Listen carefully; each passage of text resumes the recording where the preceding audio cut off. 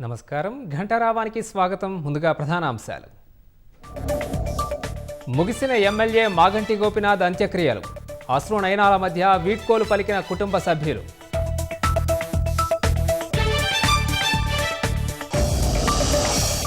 నూతన మంత్రులుగా వివేక్, అడ్లూరి లక్ష్మణ్, వాకిటి శ్రీహరి అప్పగించిన బాధ్యతల్ని సక్రమంగా నిర్వహిస్తామని వెల్లడి.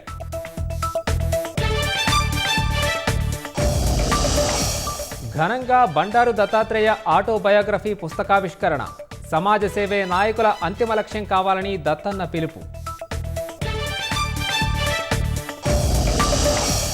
బెంగళూరులోని చిన్నస్వామి స్టేడియంలో భద్రతా లోపాలు. ముందే హెచ్చరించినా పట్టించుకోలేదని విచారణలో నిర్ధారణ.